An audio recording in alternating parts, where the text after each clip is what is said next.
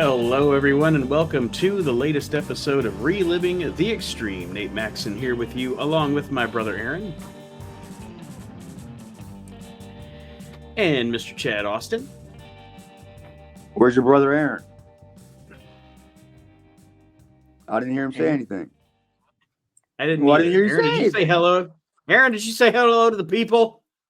I did. I said hello. You guys can't hear me? Now we can. I didn't hear you say Jesus hello. Christ. You got to say hello to the people. Kate Fabinus. I did. You got to say hello to Archie Mitchell. Hello, Mr. Mitchell. What up, Archie? This week's show, we're gonna be discussing the episode of ECW from March the 19th, 1996. Chad, the other day I noticed on Facebook that you were watching some ICW, which I was gonna post a picture to your post, and then I got busy and completely forgot. I even have the picture still on my phone because around the same time you had posted that, I was actually had gotten into my shit and was watching the stuff I have from the Joe Pedicino Global Wrestling Federation. And the reason I was going to post a picture to you was it was like, wow, the GWF, look at Axel looking plump. Axel Rotten, he was looking fucking plump in the GWF. He's wrestling the episode I was watching that he was on, he was wrestling Adrian Street. I was like, oh, he looks plump. Oh yeah, dude. He's like, yeah, he looked like a fucking like a medicine ball that had British tights on. Like he's like 5'6", but like like almost 300 pounds. He looks like one of them balls you throw around at the gym. Yeah, he's just a blob. Medicine ball. Yeah, I'm pretty sure he was always plump, wasn't he? No, I mean he looked particularly plump. Oh yeah, he definitely was. He looked like was he wearing a shirt? Yes. Or was he just wearing his tights? Yes, he was wearing a shirt, and then he had like the mohawk, and then there was no hawk. Yeah. And then there was a poof in the back of his head. Yeah. And he looked like a sheep. But it was black. Yeah, he looked like a big fat black sheep. But you know what? He was fucking working his ass off with Adrian Street, so God bless him. They had a great match. You got to see what I watched of him today. It was from an old Maryland company. We had TV back in like 1991, and it was back when he was doing like he was pretending to be from England, and like when you saw him in Global, he was wearing like a t-shirt and like the cutoffs, like the shorts or whatever, or the black spandex leggings. But yes, and what I was watching from like 91. It's before he dyed his hair blonde. He had the same haircut where it was the no hawk, where it was on the top and then the back, but it was nothing in the middle. But he wore tights. He wore like the Tarzan singlet, but he had like the British flag trunks that were on top of like the blue leggings. Oh my God. It was preposterous. I was his hair when it was laughing my ass off. Because like he's one of them guys that kills me. Like he kills me like anytime like when I see a guy like take like a a superplex or like some big move and instead of like selling it like like if it was real and you're selling it, they always somehow find a way to pull their trunks up or pull their shirt down. Mm-hmm. If their shirt's riding too high. And you can see their belly or whatever. Like instead of doing the grimacing in pain, they pull the shirt down, and then they sell it. But yeah, that's what Axel was wearing like then. But I know exactly what you're talking about, dude. So I guess this week was an Axel Rotten week because I was just watching him today. But he wasn't on the show. GW, you talk about preposterous. That Global Wrestling Federation. Okay, I remember.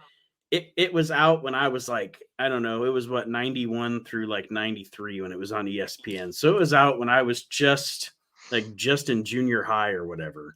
And back then I loved coming home and watching that shit. As a kid, I loved it. And I watch it now. It was so I bad. still like it.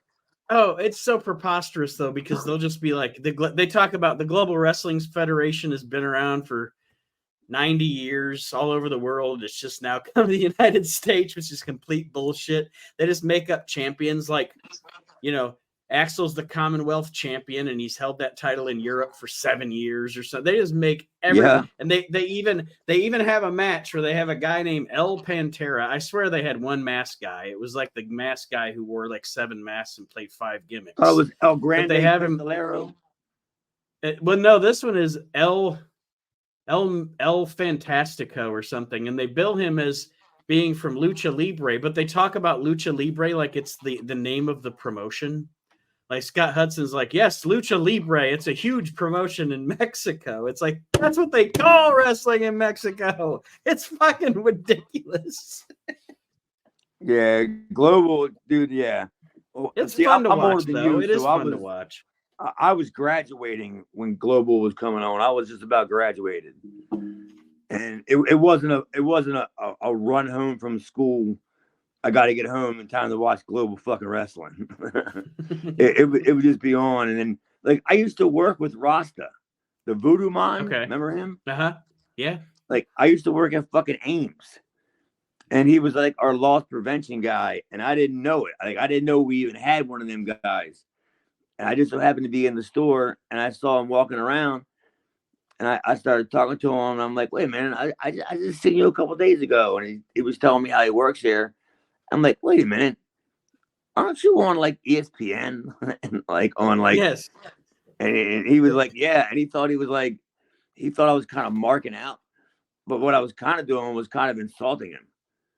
Like I would have been like, no, it wasn't me. Yeah, instead of Rasta the Voodoo Man, he should have been Losta the AP man. If he worked loss prevention, that would have worked. Losta the AP man. Rasta the LP man.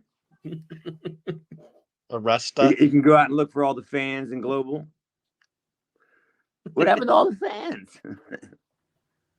We got Rasta on it. Yeah, I used to work with him. I didn't. Yeah. Global was definitely not a must see for me. Like running at home, I'd rather run home and watch old reruns of either World Class or AWA that came on ESPN before I would swarm home to watch Global. Don't forget it was backed by the Nigerian Prince. Yes. Is that the first person that ever got scammed by the Nigerian Prince? Was Joe Pedicino? Okay, $440 million he's going to invest in this wrestling company where they're going to bring all the biggest stars from all around the world. Chris Adams. Really? I mean, where are all these biggest stars from all around the world? I'm Facebook friends with Bonnie Blackstone. I'm Facebook friends with Bonnie Blackstone. I should ask her about that. Was Joe the first guy to get swindled by a Nigerian prince? Was that he started this whole thing? It's all his I wonder maybe at this point. I wonder if Joe Pedicino is in cahoots with the Nigerian prince. I think he's dead. Well, then maybe Gary Wolf too. Oh, poor Joe Pedicino and Gary Wolf. Oh no. Yeah, I wouldn't be surprised if Joe Pedicino was not dead, but Bonnie Blackstone's still alive? Yeah. How the fuck did he get hurt? Not saying that she's Missy Hyatt or anything, but I remember when I found out that, like, when I watched this back when I was a kid, I had no idea Joe Pedicino and Bonnie Blackstone were married. And then years later, when I started, actually being a smart fan or whatever and everything, and I read that they were, I was like, get the fuck out of here. It's got to be because he has Nigerian prince money. He must be able to lick his forehead. Fucking kidding me? Yeah, she showed him that bank account. Oh shit, Nigerian prince money, Prince Nana money. Maybe that's who the guy was. If it was Prince Nana, he was the guy behind Global. Fuck. So my other question to you, Chad, because he's been in the news this week. I don't know, and I just wanted to ask you because I know that he started in the Maryland area. Do you know, or did you ever have any interaction with Patrick Clark, Velveteen Dream? I trained him. Okay, because that guy this week, I have to say, yeah, go ahead. What do you do? What do you do? Who do you show his dick to this time? Nobody. And this is what I'm saying. He put out what I think is like the most sincere fucking apology video I've ever seen in my life. Like, I mean, people make fucking mistakes. It is what it is. Didn't he show his dick to school kids though? No. I mean, during the apology? I think there was a thing where there were pictures exchanged between him and someone that was a minor that he didn't realize they were a minor or says he didn't. Anyway, it doesn't matter. My point was, okay, but my point was like his apology video. If you watch it on YouTube, very rarely do I see an apology video that some celebrity or some public figure does, where I'm not like, whatever. They're just trying to, get back in the good graces or whatever. But he fucking takes full responsibility for everything. It's one of the most sincere fucking things I've ever seen from a public figure. But yeah, when I saw him in the news this week, I wasn't sure, Chad, and I looked into it, and I was like, oh, he came from MCW, so I wasn't sure if you knew the dude or not. Yeah, like the MCW, like Danny, the guy who owns MCW that runs the school, Maryland, all that shit. Mm-hmm. Like one of the things he teaches the guys is respect. Like that's like one of them. Like forget about the bumps, forget about hitting the ropes. The respect part. Mm-hmm. So like I literally, I didn't have the volume up. I watched the apology, but I had the volume down. I was just watching it, and I can tell what you're talking about. But I know that like, I'm not saying that Danny pulled him aside because at this point he's far removed from MCW and Danny. But you can see, like, I could just tell that he's coming across of what Danny teaches you. Like he knew that he fucked up, and he didn't just fuck up once. That wasn't a, Chris Hansen. This is a one-time thing. You know what I mean? That wasn't and the same thing with the other kid too. I trained him too. That Leo Rush dude. Mm-hmm. They both got in trouble at the same exact time, and they both came out of the same class. And like Pat, he always was a well-spoken dude, and he was a total fucking natural too, man. Like that kid could work. He was an athlete, really good athlete. Like I don't know. Well, I was gonna say in the time that he was in NXT, I was actually a big fan. I mean, I really enjoyed his work. I thought he was really good. Yeah. And then everything went down, and it kind of flushed his shit down the toilet. And I mean, I don't know from watching the apology video if he's even intending to be back in pro wrestling. It almost seems like, from the connotation of it, everything like you said, Chad, it's pretty much like it seems like he had a period where he went, you know what? I need to grow the fuck up, man the fuck up, apologize for this shit, move on with my life. Whether he's going to be, it's going to be tough for him to, it's going to be tough for him to get back in. Mm-hmm. If he does. I don't know where his head's at. I don't know, I don't know what his goals are, what he wants to do. But after, it's kind of hard to bounce back from that kind of stuff. Because like I said, it wasn't a, oh, I fucked up once. Mm-hmm. kind of thing. You just got caught once. That's pretty much what it was. But I mean, I always liked Pat.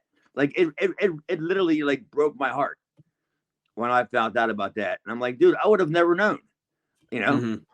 Like when I remember I was at a bar with an old girlfriend when the phone call came in about it, and I literally had to go outside of the bar, and I sat on the steps outside, and I just like kind of like broke down, thinking like, I never saw this. You know what I mean? Right. Like we made that kid work. we didn't get into their personal lives, like we don't, Right. But I'm just like, dude, this kid, he's a yes sir, no sir, like nice kid. And then you hear about all this stuff, and you're like, where the fuck is all this coming from? The fucking Velveteen fucking Dream, all right. Yeah, but it's gonna be a long road back for Pat, and I wish him the best, dude. Like, I'm not a grudge holding kind of guy. I mean, I would use him again, if I ran a company because he's talented. But I would also set him aside and be like, you know what, this is gonna be it. You know what I'm saying? Right. Well, and that's what I was gonna say. It's like the reason that I kind of differentiate what he did with his apology video over where I can definitely say, what's his face, Dick Flip guy. The fuck was his name? Joey Ryan. Joey Ryan. I can say Joey Ryan, he's a scuzzbag because every apology or quote unquote apology that Joey Ryan ever put out there isn't really an apology. It's like yeah, he's like, I'm sorry, but I was living a rock star wrestler lifestyle, blah, blah, blah. Yeah. It's all somebody else's fault. Patrick Clark, his apology video, man, like I said, I mean, he puts it all on himself. It's very real. You can just tell. It's real to me anyway, unless he's just the greatest babyface promo in the world. He ain't that good. Nah, yeah, you're right, man. I mean, like I said, it's gonna be tough for Pat if he wants to come back, and I can see Danny giving him another opportunity if he even still lives in Maryland, or if he came back to Maryland, or whether he's still in Florida, I don't know, but he ain't going back to NXT. I don't see that happening. I think that's he might be all elite, but that's about, he ain't going back to NXT. He's got a better chance to sign with Global. Aaron, anything you want to talk about before we get into the CCW show? No, I'm good. I don't want to. I don't want to say anything disparaging about anybody after you guys just build them up. So we'll go ahead. Come on, disparage him.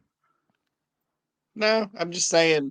You're entitled to your opinion just like we are. I'm just saying you show your dick to a kid. I don't want your apology. I'm just saying, it's like, go fuck yourself. I don't want to hear from you anymore. He did. In front of a kid. Yeah. Shoot yourself into space for all I give a fuck. So obviously he's not working for the Aaron Wrestling fucking Federation. No. I would actually book him. I would book him, and then I'd put him in I'd hire him, and then I'd put him in a Legends match with Meng. Be like, hey Meng, that guy showed his dick to a kid. Do something about it. And then Velveteen's got to be blindfolded. Yeah. Oh yeah, that'd be tremendous. Ming against Velveteen Dream, and the ring surrounded by a bunch of little kids with kendo sticks, kendo dicks. That's tremendous. Well, I can say, yeah, he's not working for you, Aaron, I guess.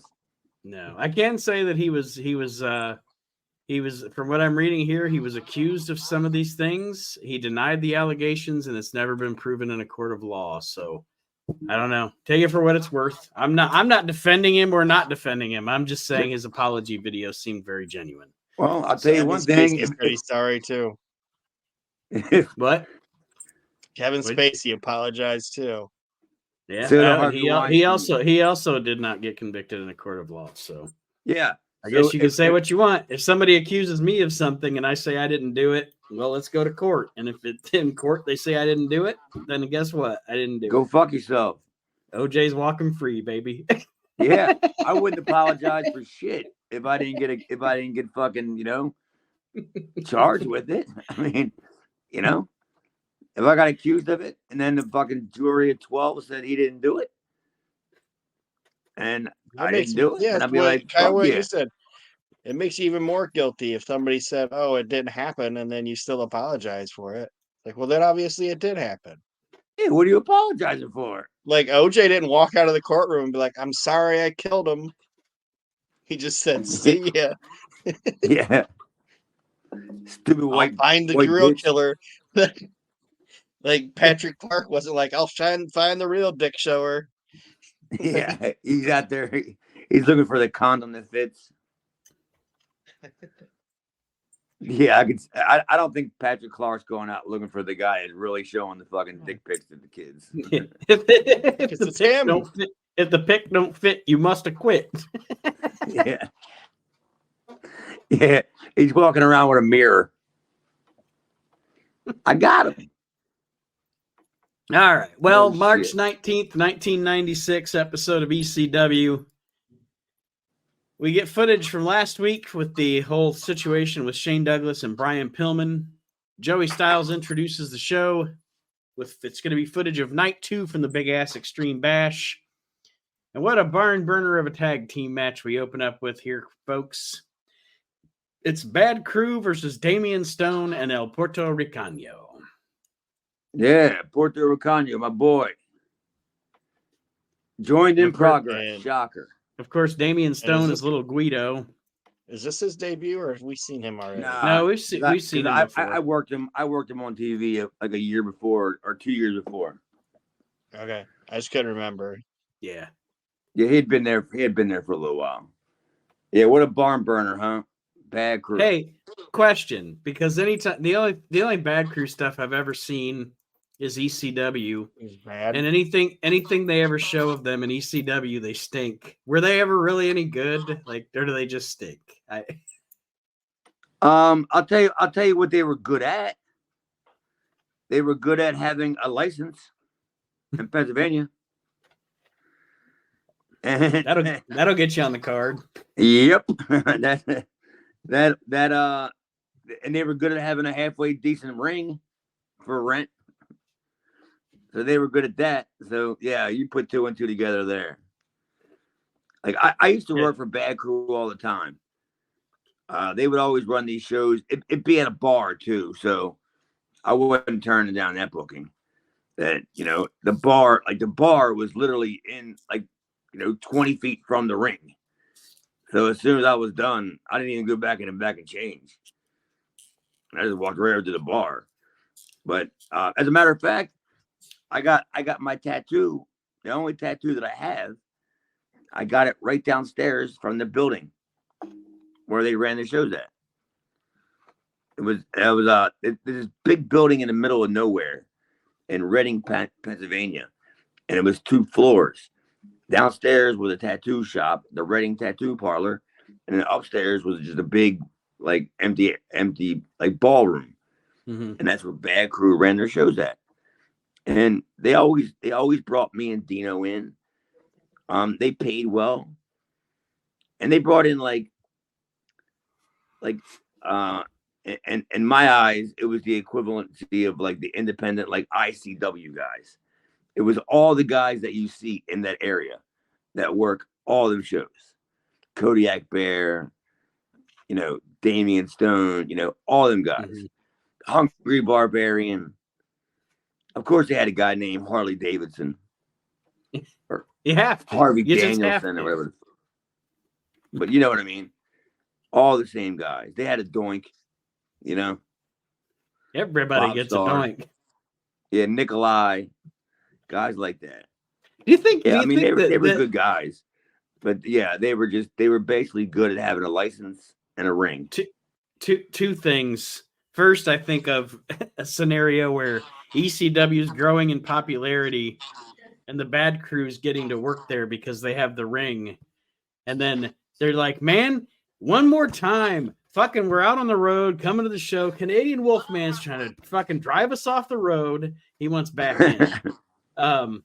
But the other question I have for you guys is, do you think that there just were so many, like I just said, every promotion had a Doink or has a Doink? Do you think it just got to the point where there were so many that WWF was just like, fuck it, we're just going to let people use it. There's no use in trying to sue all these people that don't have any fucking money anyway. Do you think that's what it was? Of course. Like all I'm doing is spending my time chasing doinks. Yeah, like what the fuck? Like we got more important things going on. Yeah, I mean, like, yeah, I mean, case in point, Bob Starr. Like, Bob would work. He'd work 3 times on the show. You book him as Bob Starr. All right, he'd come out. He'd be Hollywood Bobby Starr.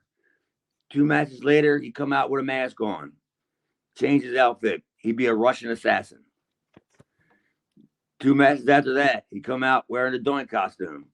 And he worked King Kalua or Tom Brandy, or you know what I mean? Yeah, I fucking love pro wrestling. And as it went on, it almost became like the Times Square Elmo or whatever, where it's like it looked pathetic, like it doesn't even look like a good Doink. Yeah. Like every new Doink just was a little bit worse looking. Yeah, like sometimes you go to the show and you see Phil Apollo Doink. And sometimes you go to the show and you see Hobo Doink. Like he looks like a serial killer Doink. Yeah. Like we saw Ray Apollo Doink, right? He was I said Phil Apollo. I meant Ray Apollo. I'm sorry. It's the same person. But he had like a hot chick with him. Remember that? Like 2 hot chicks with him. Yeah, Doink was boinking. God damn. He's got Doink money, yeah. God damn Doink.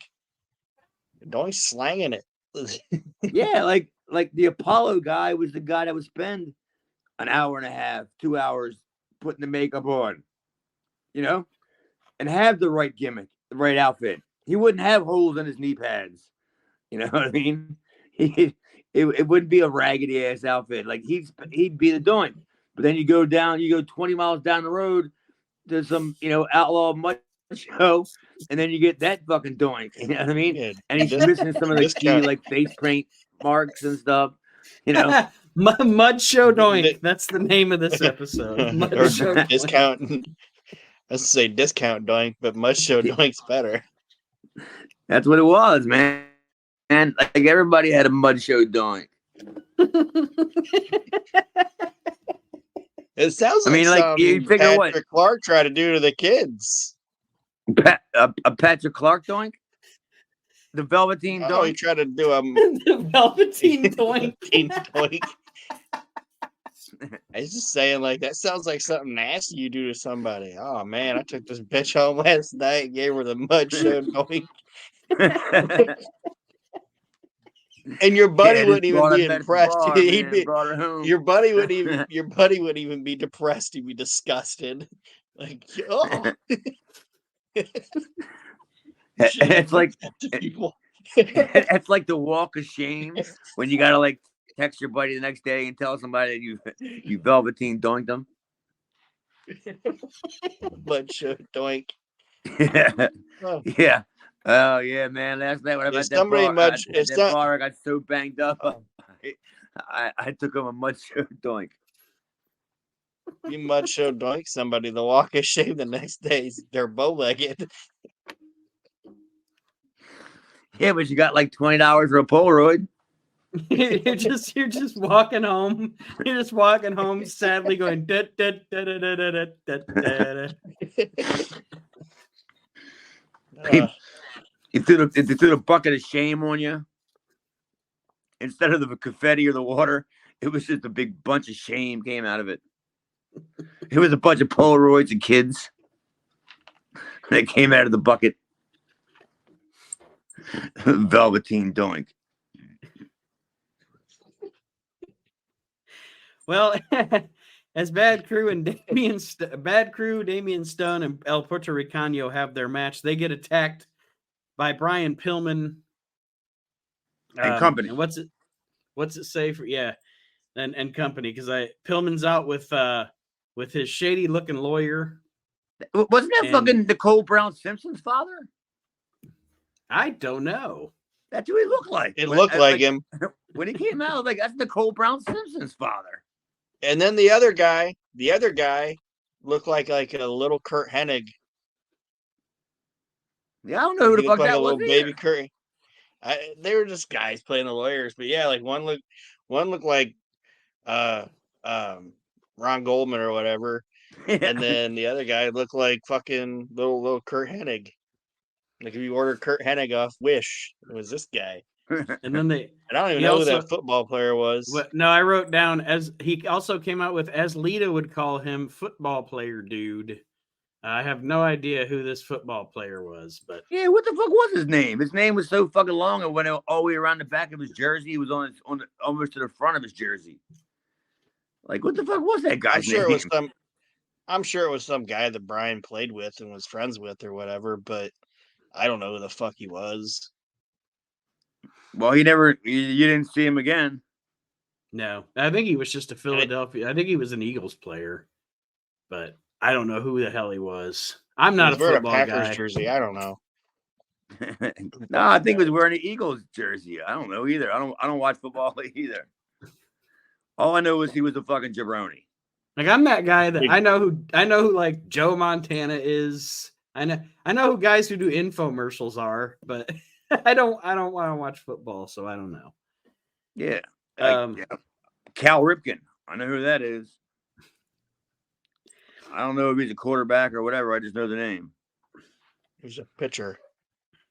I don't fucking know. But yeah, I don't like, as big as football is around here. I don't, like literally I'll go to the bar on Sundays and come 1 o'clock when I see a bunch of these ham and eggers come walking in wearing Ravens jerseys.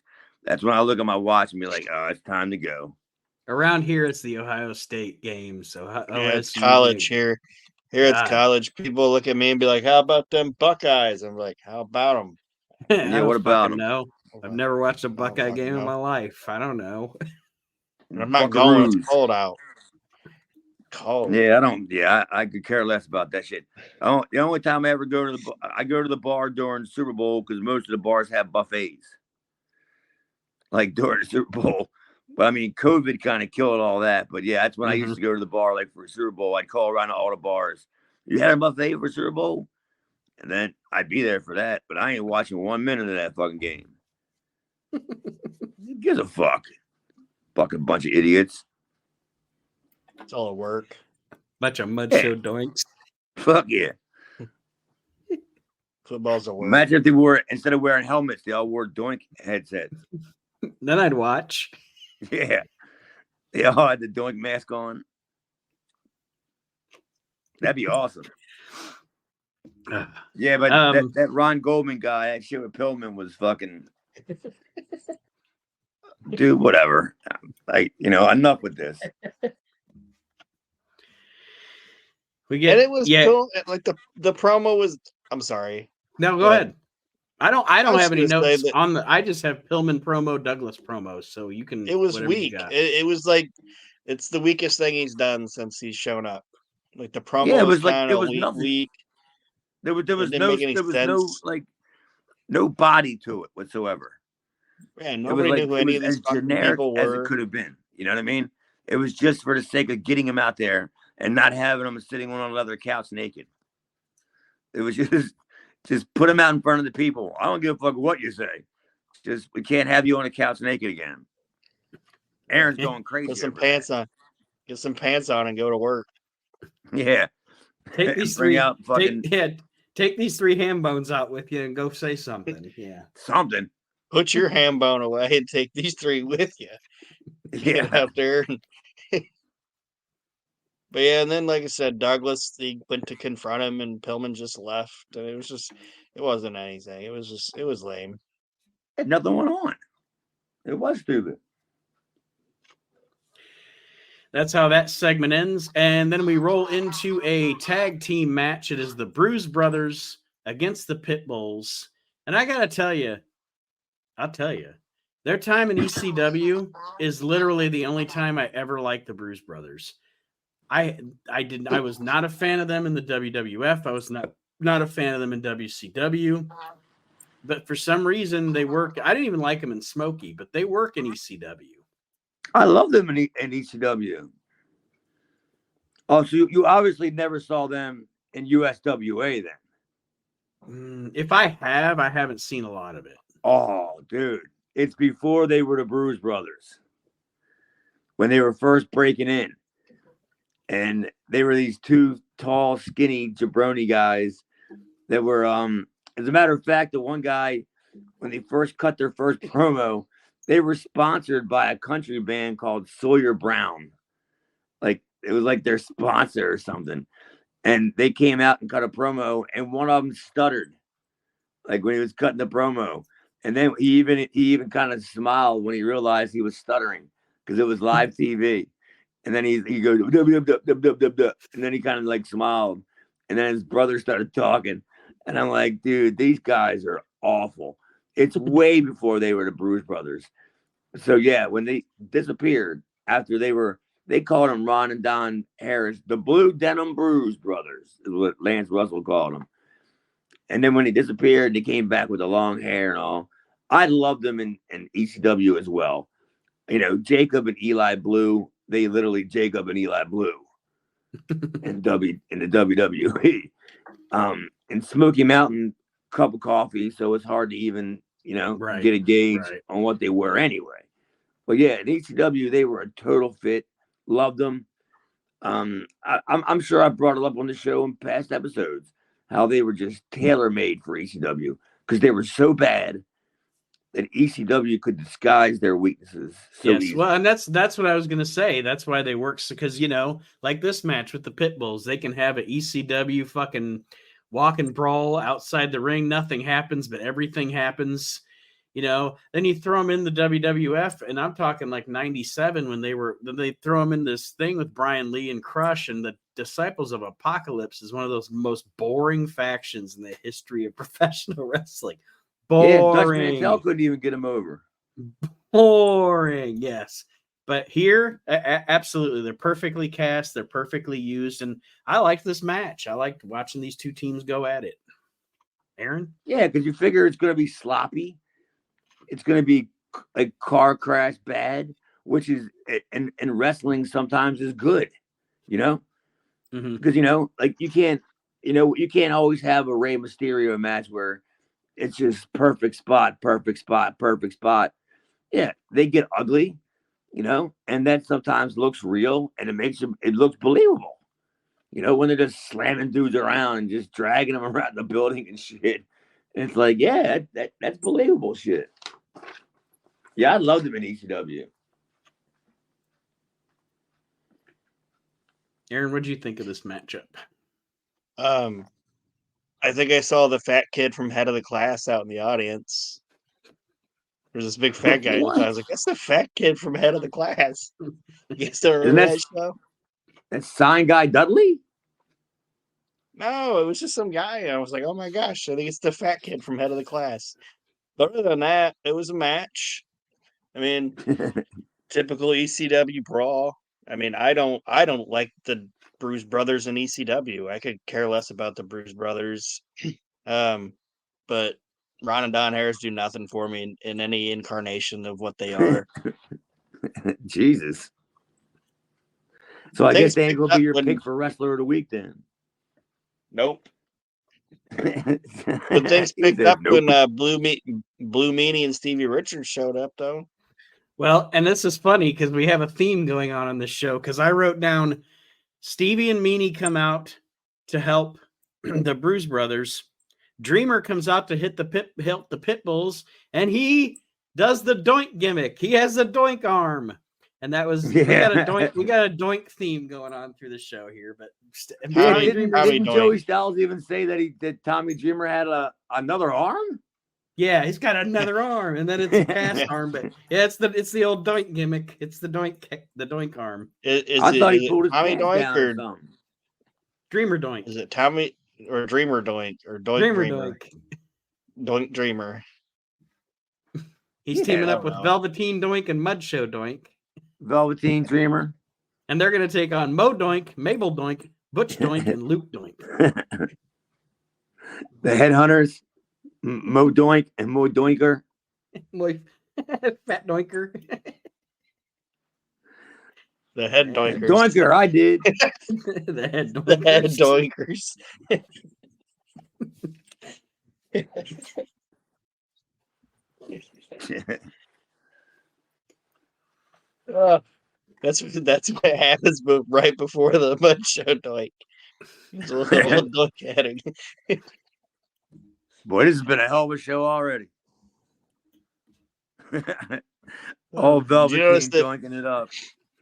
Did you notice that Meanie wound up covered in mustard? I'm not sure that's not the first time or the last. I was about to say, doesn't he usually get covered in mustard? I mean, if you're gonna do it to somebody, why not? I'm sure he didn't bitch about it. I'm pretty sure in this time. I'm pretty sure at this time in his life, Meanie was usually covered in some sort of condiment. Yeah, he got an advance in his payday. You're gonna a face full of mustard. Hot dog to come later. There may or may not be a bun. Just a hot dog and mustard. No bun. He's like, that's okay. That was his draw, was the mustard. So I need a little bit of advance in my pay. And they're like, here's some mustard, you fat pig. Yeah, here you go.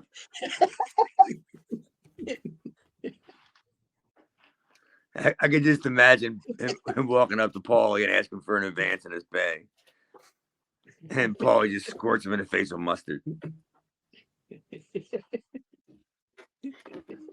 I know during that, I know one thing I noticed during that whole entire Smiles with the pit bulls were all doing all that shit was I saw some of the weakest chair shots from Gary, the pit bull. Dude, I was gonna make a note and see if you noticed it. Dude, they were cringe-worthy chair shots. He wasn't even like hitting them with a chair. He was putting the chair on their head. You know what I mean? Like, you know how you swing the chair and then you hit the guy. Like, he was like stopping and then just putting the chair like on his head. And I was like, please, I hope one of you guys caught this. I don't think I did because I didn't write it down. Yeah, because I have a little asterisk next to where I wrote Meanie stunk. And then I wrote this is bad. And then I wrote like, and how about them chair shots by fucking Pitbull Gary, the dead one.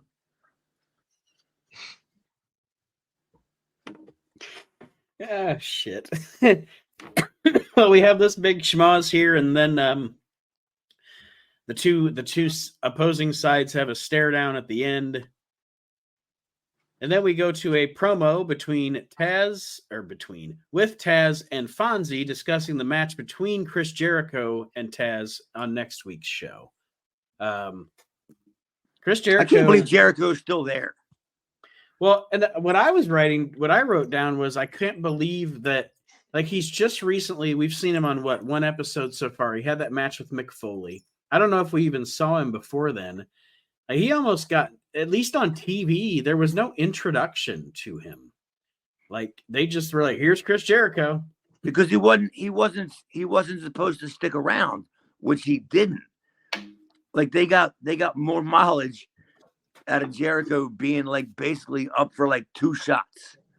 You know what I mean? Like, he came in for like, because he came in for the New York show, and then the arena show, and then the month before, like, he was on that show. So like, they got more mileage out of like 2 Chris Jericho shots. They got like 8 weeks of television, just, you know, out of him working twice. You know, like, it's amazing. Because I know he wasn't there long. But I'm like, he's still on TV. How are they pulling this off? Yeah, because I know this because our next match is going to be the main event match of this episode is 2 out of 3 falls. It's Ray and Hoovy. And I know this is Ray's last ECW appearance because he's about to debut in WCW. Let me check and see when Jericho, because Jericho debuts in WCW in '96 also, but I don't know the exact date. Right. It was like because I was in Memphis when I think Jericho debuted. So it would have to have been like the spring. I was gonna say these shows are in March that we're watching now, and it says here, and of course I'm just using Wikipedia, but he debuted for WCW on August 20th, 1996. Yeah, So that sounds about right. Because I was yeah. still down in Tennessee then. Yeah, that's about right. Because I remember being at the bar and seeing them, and there was no volume. I was just happened to be at a bar, and they had Nitro on. I was like, oh my god, Chris Jericho! Like I just saw him, like 3 weeks ago in like Philadelphia. Coming out to knock off Even Flow. Yeah, I don't know. Is that what he came? Oh, is that what he came out to? Yeah, he came out to the knockoff Even Flow. Yeah. NWO Even Flow. And then what? Diamond Dallas Page came out to knock off Smells Like Teen Spirit. Oh my god, Yeah, that was like the most blatant rip off of every one. Like literally, that was. Everybody's like, Jimmy Hart was a wrestling music genius. Like all he did was steal other songs. That wasn't Jimmy Hart. Jimmy Hart didn't do all that shit. Yeah, he did. No, not then. They didn't. That was just generic, studio music. Because Jimmy Hart didn't do a lot of music for WCW until way later on. That's when he started doing like the music. Before that, it was all just generic TV soundtrack music. Some of the funniest ones of those are the first one that always comes to my mind is the music that WCW used for Lex Luger's intro music, the WWF used for their Superstar line, because that was a common market song or whatever. Yeah, just a music bed. And then I remember one time there was like an ad for some fucking like car sale here in our local market, and the music they were using was the Hardy Boys entrance theme. And I was just like, it's just funny. It's funny when you hear remember that, or the Kids in the Hall sketch where they I was just say Kids in the Hall had kid. I was just gonna say, remember that Kids in the Hall sketch with Scott Thompson being super gay to like Harlem music? It's like, what is going on? Just the generic music. Yeah. Yeah, that's all that was. Because I remember when I used to do TV in Memphis, and I used to help edit TV. Like they had literally like CDs, it would have like 50 tracks on them, like these CDs, and it would all just be generic music beds that you just go through them, and then you figure, all right, this would be great for Hugh Morris. Whatever, you know what I mean? Because I remember listening to him, and I remember hearing like the Dallas Page, like the generic spring whatever spirit gimmick, except for the fact that he yells self high five, or just like the fact that the music that would ultimately become Rey Mysterio's music in WCW. I think it was Rey Mysterio's in WCW. They used it first for Loch Ness. Really? Yeah. Yeah. And Pat Tanaka had Goldberg's music. Yes, he did. You're right. Yeah. There's an episode of Nitro from early 97 where Pat Tanaka comes out to what would be Goldberg's music. You just want to be like, Tanaka. Tanaka. I mean, it happened in WWF too. Like WCW wasn't exclusive to it. Like, well, they had Jim Johnson in WWF. Yeah, but WWF also repurposed music. Patriot had Kurt Angle's music. Yeah. The stupidest one was that Paul Bear wound up using Papa Shango's music. Yeah, the stupidest one was when they had the Rockers, or the Rock and Roll Express used the Rockers music. It's like, this isn't even one that you can repurpose. Like, nobody forgot about this. Right? You know what I mean? Yeah. And then they had that horn music that they used for like Bam Bam Bigelow in the 80s. And then anybody that was fat after that got that horn theme. Like they gave it to Mark Henry at first.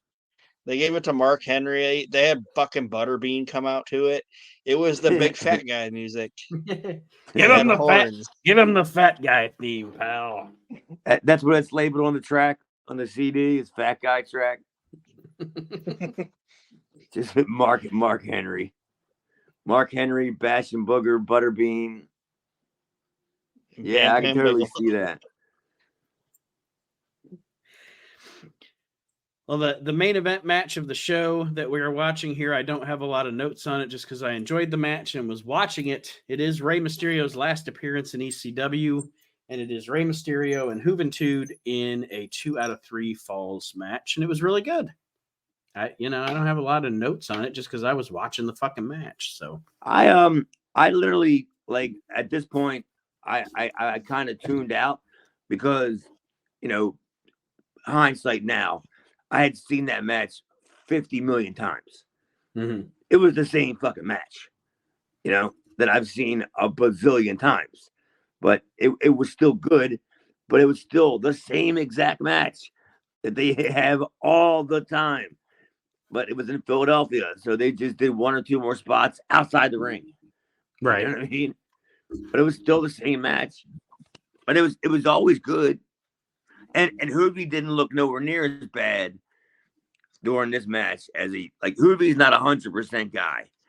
Like, Ray is, he's a 99%er when it comes to hitting his spots. Ray is. Hoovy's far from that.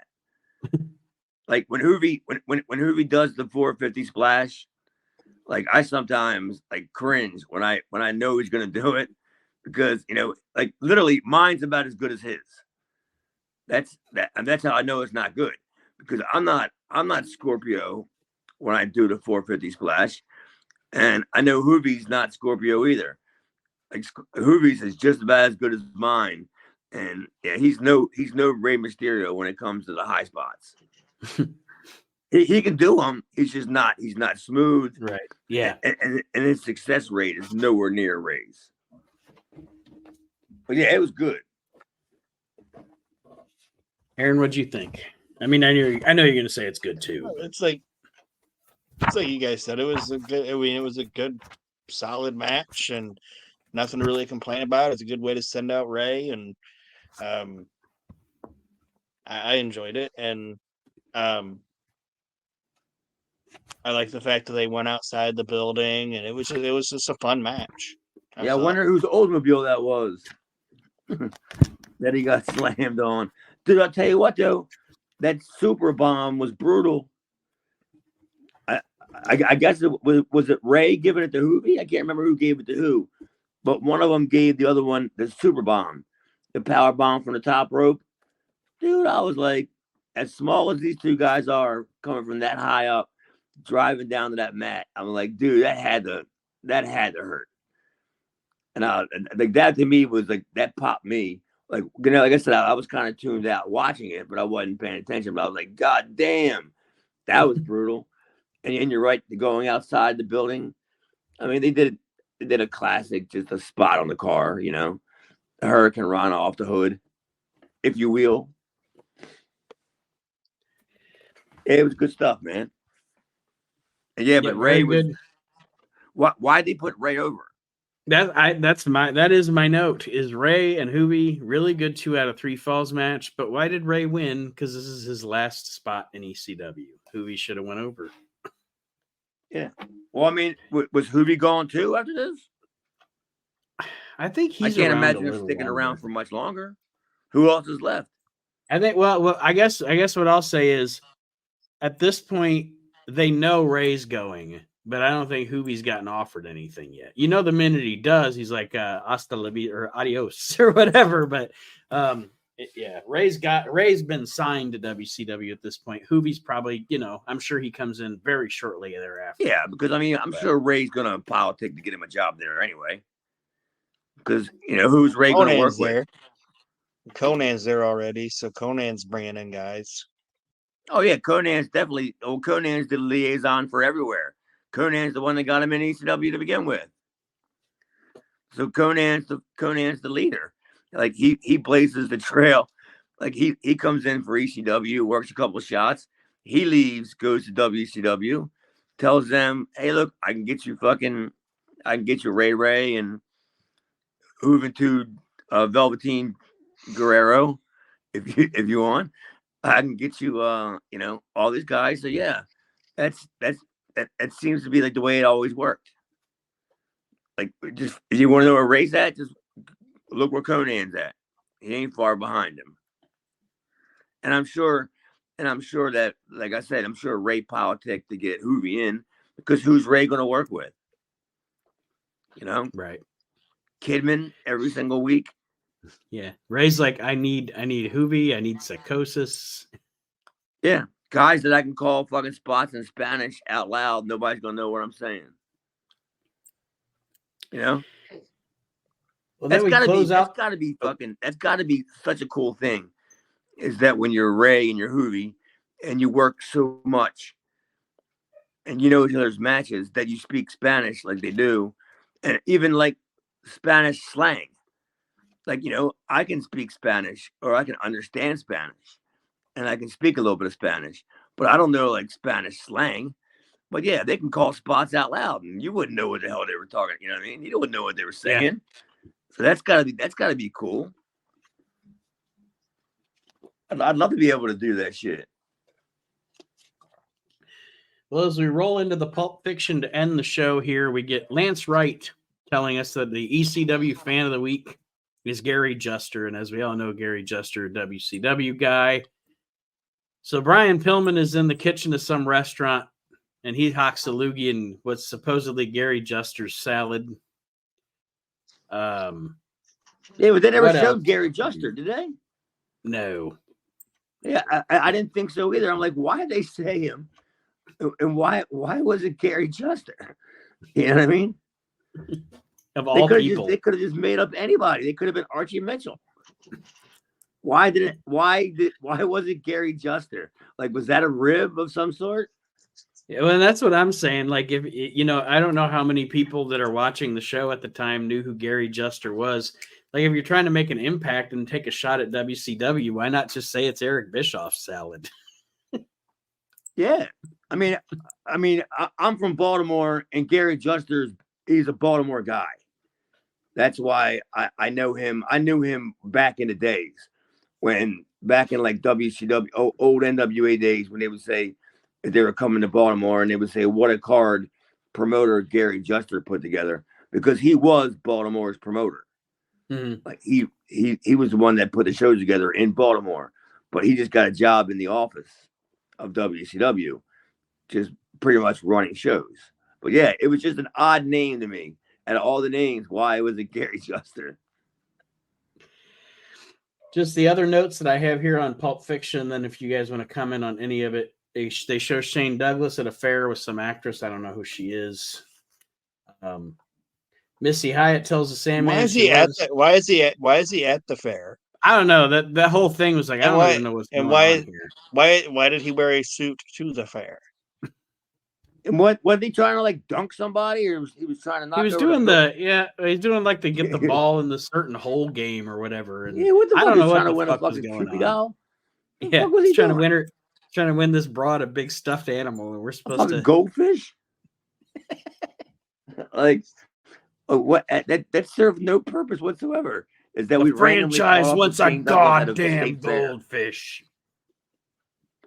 Yeah, like we just so happen to have a camera at the fucking state fair where Shane's trying to win a fucking goldfish. Like, I heard Matt Bourne was working there and wanted to go meet him. Who? He wanted to go see his old buddy Matt Bourne. He was working there. Oh, he's doing the tilt-a-whirl or the scrambler.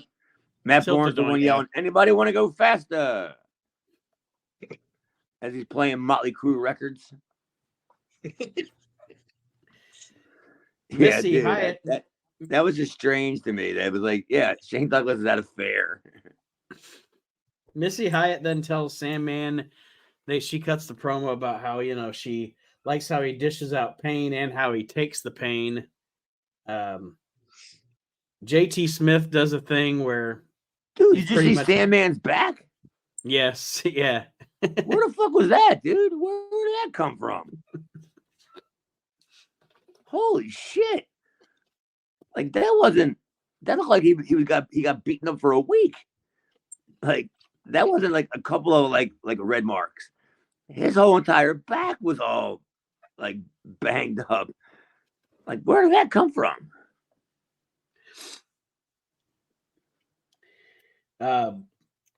JT Smith cuts a promo where it's pretty much like he thinks he's pretty much what he's saying is I've got everybody fooled into thinking I'm clumsy, but I'm actually really smart. But he's not, because then the fucking banner falls on him from behind. Well, the first one is funny because he says that he's not clumsy and he's not a klutz and he's smarter than everybody else, and he actually puts the cigar in his mouth backwards. Yeah. Like, I guess I missed that. I was like, that's funny.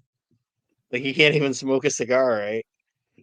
And then the banner falls on him. Yeah, I was just like, all right, yeah, because I'm looking at the phone, thinking, all right, this has got to be ending soon, because usually they'll put that graphic up where it says Stone Cutter, whatever production, whatever, and I'm like, it didn't come up yet, and I'm thinking there can't be much left. But then they switched it up by putting the music up first and a couple of other graphics before they went to the production thing, and I'm like, yeah. It's over.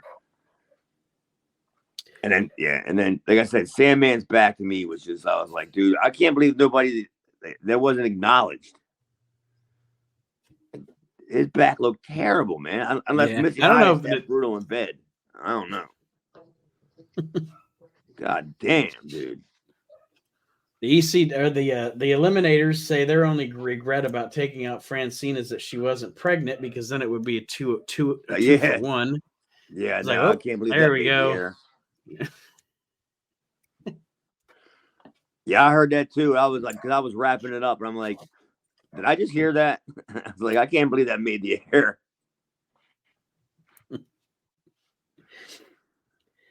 The old baby comes out stumbling. Taking the bump, yeah. Like they give him the total illumination as she takes the back bump, the baby goes flying out forward. Bobblehead. God damn. Raven promo on Dreamer and Beulah, and then we close out with with Brian Pillman at the restaurant.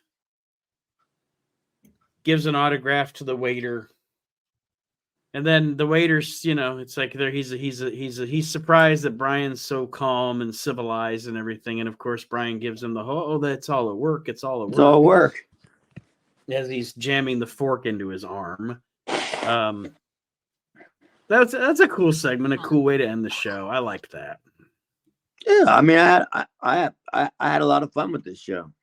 I wasn't expecting it going in. As a matter of fact, I actually dreaded it. I put it off as long as I could, because I had a lot of stuff to do here, and I was just like, I was telling my roommate, because he was trying to get me to help him do stuff, and I kept saying, I gotta watch the show, and I literally put it off until I realized it was only like, what's it, like 38, 40 minutes, Yeah. I put it off until the last like minute, where I was like, I guess I gotta watch this piece of crap. And then when I watched it, I was like, oh yeah, that was fun. I had a good time watching it. Aaron? I thought it was a good show. I thought it was decent, and the only thing I got is that it's, out of all the stuff Pillman's done so far, I think this is his weakest episode, I think. Just in my opinion. Yeah, because there wasn't a whole lot of substance.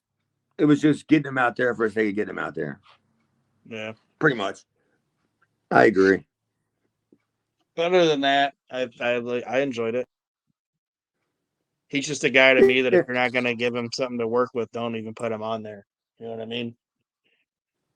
Yeah, you would think that, but then it's probably that he's probably about ready to wrap it up soon too. So yeah, they're trying to milk him for every bit they can. Having pretty much. On the he's getting ready to go to Raw. So just get him out there as much as you can. So yeah, that's pretty much why it was what it was. But I agree too. He did a whole lot of nothing. He did a whole bunch of nothing throughout the show. But yeah, it was still, to me, it was still a good show. I agree. And that's going to be a wrap for this week's edition of Reliving the Extreme. Thank you, everybody, for joining us this week. And next week, we'll move into, I think the episode is going to be March 26th. And actually, usually I peek ahead a little bit to see if they can see what's on the next episode. And I didn't do it this week. So I'm not sure what we have to look forward to next week. We do Well, have the best part about this show was the fact that it came off the tails of last week's show, which was a one-match show. Yeah. So this was kind of like a whole different. It was the canvas was clean, fresh slate. You know, now after we gave them a whole hour of one match, now we're going to give them a little bit of everybody. Right. On this show, and now we can just start all over again. So yeah, that I agree. It was a good show. All right. Well, that'll be a wrap. We thank you for listening, everybody. Thank you for your support.